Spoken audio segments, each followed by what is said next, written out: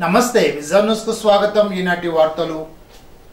ఎండాకాలంలో రోహిణి కార్తెలో ఎండ దెబ్బకు రోకళ్ళు పగులుతాయని నానుడి. మరి ఇప్పుడు రోహిణి కార్తె ప్రవేశించడంతో ఎండలు ప్రచండమయ్యాయి. పశ్చిమ గోదావరి జిల్లాలో ఉదయం 7 గంటల నుండే తీవ్ర ఉక్కపోతలు మొదలైపోతున్నాయి. బాణుడు ప్రచండంగా మారిపోవడంతో గత 3 రోజులుగా రోడ్లపై ఉదయం 11 గంటలకు జనసంచారం లేకుండా పోయింది. ఇంటి పట్టున కూడా తీవ్ర ఉక్కపోత. ఉదయం నుండి వాతావరణంలో తేమ శాతం బాగా తగ్గిపోవడంతో ప్రజలు ఉక్కిరిబిక్కిరవుతున్నారు.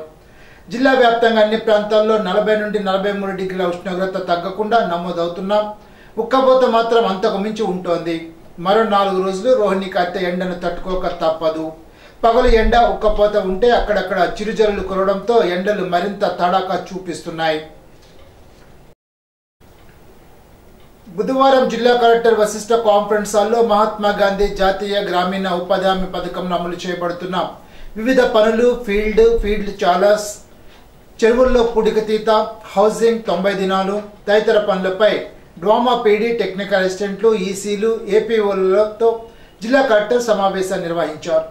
మండలాల వారీగా జరుగుతున్న పనులపై సమీక్షించారు. ఈ సందర్భంగా జిల్లా కలెక్టర్ సుమిత్ కుమార్ మాట్లాడుతూ ఎంబుక్ తదితర రికార్డులను ఎప్పటికప్పుడు నమోదు చేసి సమర్థవంతంగా పనులు నిర్వహించాలని అన్నారు.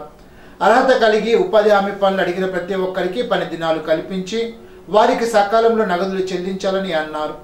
పని ప్రదేశాల్లో వేతనదారులకు వడదెబ్బ గురి కాకుండా తగు జాగ్రత్తలు తీసుకోవాలని జిల్లా కలెక్టర్ ఆదేశించారు. త్రాగునీరు, ఓఆర్ఎస్ ప్యాకెట్ అందుబాటులో ఉంచి పనుల్లో పాల్గొన్న ప్రతి ఒక్కరికి అందేలాగా చూడాలని అన్నారు.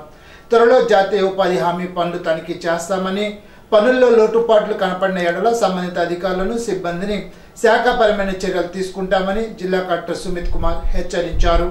కార్యక్రమంలో డ్రామా పీడీ ఎం ప్రభాకర్ రావు, జిల్లాలోని టెక్నికల్ అసిస్టెంట్లు, ఈసీలు, ఏపీఓలు తదితరులు పాల్గొన్నారు.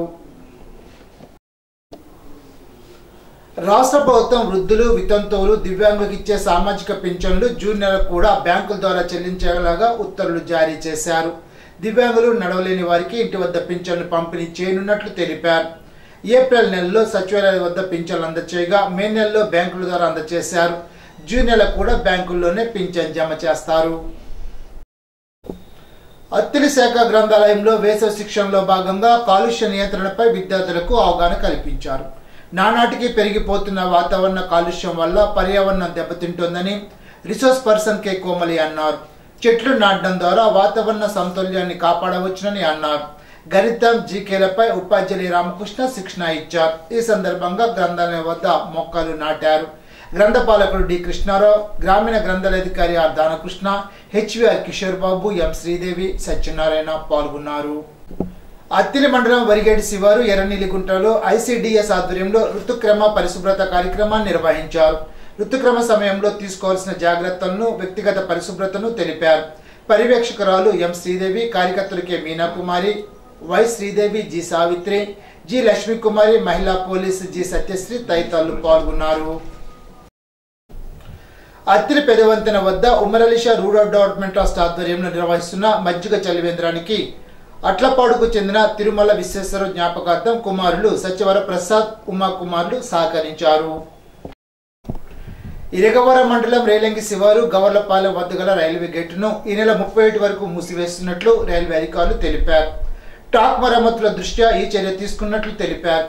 అత్తిలి నుండి తణుకు వెళ్లే ప్రయాణికులు ప్రత్యామ్నాయ మార్గంలో వెళ్లాలని సూచించారు. రేలంగి శివారు గవర్లపాలెం నుండి చేపట్టిన రోడ్డు అభివృద్ధి పనులకు అవాంతరాలు ఎదురు కావడంతో ప్రయాణికులు తీవ్ర ఇబ్బందులు పడుతున్నారు. అత్తిలి సంతాన గోపాలస్వామి గుడి నుండి కేఎస్గట్టు శివారు రాజీవ్ కాలనీ వరకు కేఎస్గట్టు గ్రామం వద్ద గవర్లపాలెం వద్ద సిమెంట్ రోడ్డు నిర్మించారు. ఈ 3 సిమెంట్ రోడ్ల మధ్య బీటీ రోడ్డు నిర్మాణం నిమిత్తం 2 వైపులా విస్తరణ చేశారు. పాత రోడ్డును పూర్తిగా తొలగించి కొత్త రోడ్డు కోసం రోడ్డంతా ఘాట్లు పెట్టారు.